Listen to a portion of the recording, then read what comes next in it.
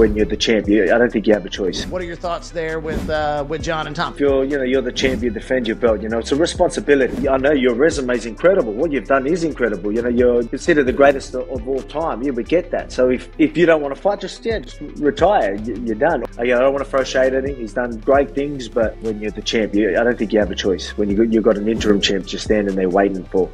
Jon Jones, he's back. After saying he was done, he's already stepping out of retirement. And who's in his sights? Tom Aspinall. Just 2 weeks after stepping away from the sport, the legendary two-division champion made one thing very clear. He's not finished yet. And honestly, how could he be when there's a chance to fight at the freaking White House? That retirement speech we heard, it doesn't feel final anymore. It feels like a break. A pause, because Jon Jones, he's never been one to leave the stage quietly. The moment he re-entered the PED testing pool, fans started buzzing. It's the first big step toward a UFC return. And it just so happened to align with Donald Trump's explosive promise to host a UFC fight on the lawn of the White House. Coincidence? Maybe not. To many fans, it confirmed something they've always believed. Jon Jones will only walk away on his own terms. I'm Scott Johnson, host of Going Ringside. Now, Jon Jones may be coming out of retirement for the chance to be involved in the White House UFC fight on the next 4th of July. Jon Bones Jones putting on X that, he's re-entered the testing pool. This only lasted about 2 weeks. At a rally in Iowa, Trump dropped the bomb. We're going to have a UFC fight on the White House grounds. Simple words, huge reaction. No president has ever tied American pride to the UFC in this kind of epic, symbolic way. Now at 79, Trump is back in the Oval Office as President 47, and he's got a plan to celebrate the country's 250th birthday on July 4th, 2026, with a UFC showdown that'll echo around the globe. In Trump's mind, what screams American dominance louder than Jon Jones fighting in front of a crowd of 2,500 on the White House lawn, with millions more watching worldwide? UFC White House is crazy, dude. How's that even a thing? Is that allowed? How is Donald even allowed to do that? It'd be kind of gangster, though. Chandler versus McGregor. It'd be kind of gangster. Aspinall. Jon Jones wants to fight on it. Classic. Back in the testing pool after 2 weeks. Bro is a troll and a half. He's not having his title back. That just can't be happening. Ulberg Roundtree would be sick. Strickland Adesanya. Sick. Derek Lewis, Tai Tuivasa in the prelims. Jon Jones didn't waste any time. Right after Trump's announcement, Jones posted on X, fighting at the White House. Just re-entered the testing pool, figured we'd keep everyone's options open. That one post was enough to blow up the internet.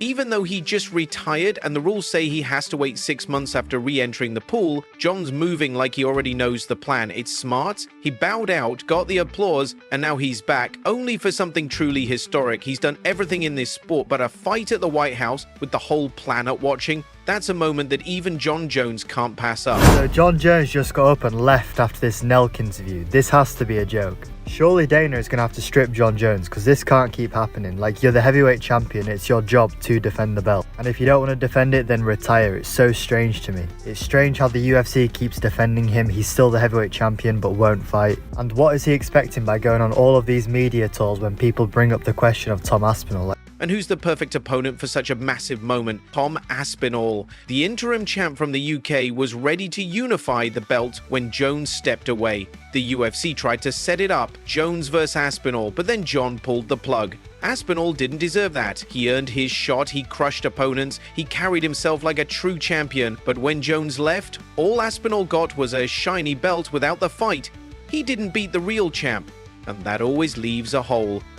Now, there's a chance to finally get that closure, not just in a cage, but on the lawn of the White House on the 4th of July, in front of Trump. It's got all the drama of a movie, but it's very, very real. That's the hard thing about giving opinions on this, because it's just opinions. Like, we don't know the facts of what's going on behind the scenes. We don't know what's been said from Jon's side or Aspinall's side, and I do give Aspinall the benefit of the doubt, believing that if he didn't think the Jon Jones fight was going to happen, like, he probably would have taken another fight. Where we're comparing it with the Chandler situation, it felt. And it's not just about gold belts anymore. It's about legacy, about country, about meaning. The whole MMA world is buzzing. Fighters, fans, Everyone's hyped for this US versus UK clash. One fan summed it up, it's America's 250th birthday. It has to be English heavyweight champion Tom Aspinall versus the greatest American MMA fighter ever, Jon Jones. People want more than a fight, they want symbolism, they want history. This matchup has tension, meaning, and a rivalry that echoes far beyond the octagon. Donald Trump just said that he wants to hold a UFC event at the White House next year for America's 250th birthday. And not just any UFC event, he wants to hold a championship UFC event at the White House next year. And this got me thinking, what a perfect time for Jon Jones to come out of retirement and fight Tom Aspinall at the White House next year for America's 250th. Sure, other names are floating around: McGregor, Kayla Harrison, Amanda Nunes, Sean Strickland, Ilya Tup, but everyone's still talking about one thing: Jones versus Aspinall. Kayla Harrison might be the last American UFC champ standing, and she earned her spot with that win over Juliana Pena at UFC 316. She's amazing, but she's not Jon Jones. Jon is a living legend. Loved, hated, unbeatable. No one else comes close to the kind of gravity he brings into a fight. Say, what's new with you? Kinda weird, but Trump wants to host a UFC fight in the White House. I have so many questions, but let's start with why. So next year in 2026 is our 250th birthday. And because of that, Trump wants to make a huge celebration and he wants to make it unforgettable. So he was like, how about we hold a UFC fight in the White House? And UFC is okay with that? Oh yeah, Trump is good friends with Dana White, who is the boss of UFC. Back in 2001, Trump helped Dana White and let him use his casino, Trump Taj Mahal, to host a UFC. Jon Jones' story is complicated, it's messy, it's legendary. He's been suspended, doubted, tested again and again, and still inside the cage, no one's really beaten him. His win over Stipe Miocic in November 2024, another calm, dominant performance, and then he vanished. Aspinall's rise felt unfinished. He didn't take the throne, he was handed the leftovers. To truly be the champ, Aspinall has to go through Jones. That's the only way the title feels real. And if they do it on the White House lawn, that's not just a fight, that's a chapter in history. It's the legacy. To be able to go to the heavyweight division, take out everyone, and then take out the Jon Jones legend, you know, and then go back to even beating a few of these new school guys, will literally put Tom Aspinall as the GOAT of the heavyweight division. And the UFC knows that. This isn't just about who wins or loses, it's about what it means. Dana White has always been loyal to Trump. Trump believed in UFC when others didn't. Now Trump's offering the most iconic venue in America, the White House. For Dana, it's the perfect stage. The UFC becomes the centerpiece of a once-in-a-lifetime political and cultural event. And for the fighters, it's a shot at immortality. I would even say this, and I don't know if this is controversial or not, but I would say that Jon Jones ducked Tom Aspinall so hard that he went through self-destructive measures just to avoid a fight with this man. That's how good Tom Aspinall is. And everyone you're going to list off is going to get beat.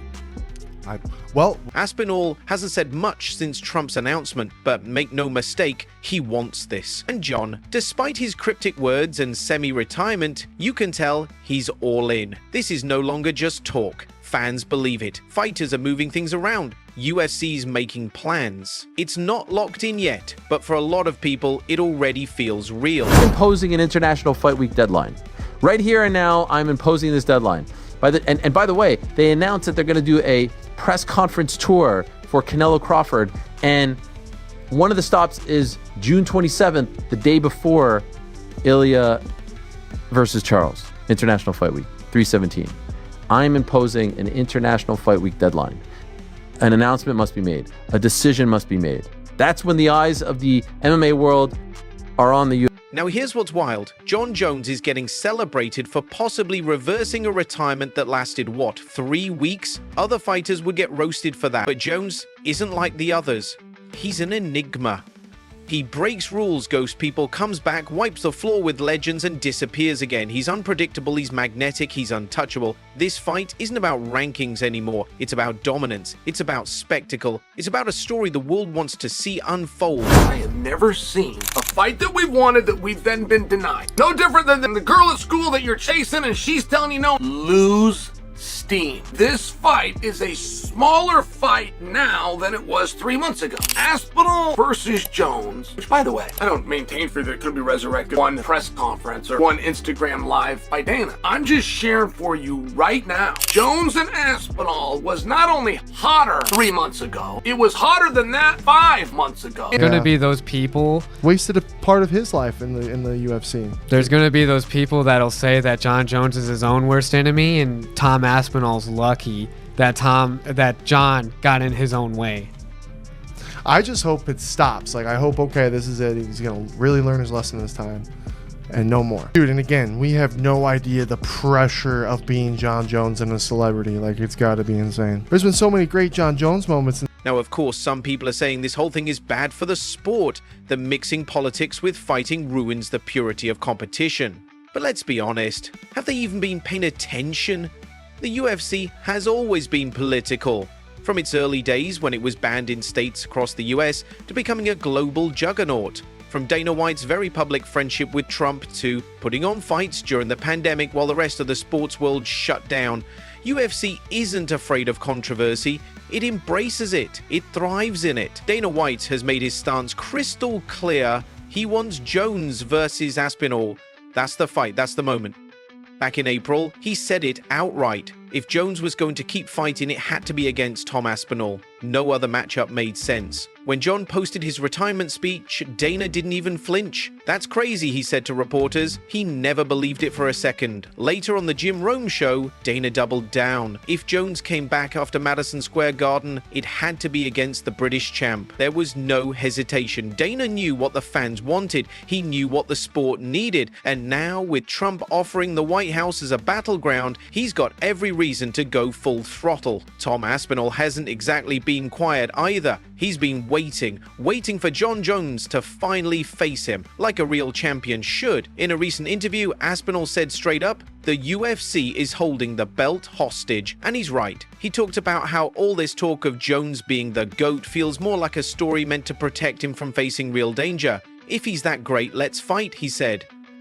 His words cut through all the PR spin. He even recalled that moment after UFC 309. When Jones gave his post-fight speech, Aspinall locked eyes with the UFC execs. He knew they wanted that fight too. But then, silence. When Jon stepped away, Aspinall didn't stay quiet. While others focused on legends and legacy, he was standing there, active, undefeated, ready. Even Michael Bisping, former middleweight champ and fellow Brit, had something to say.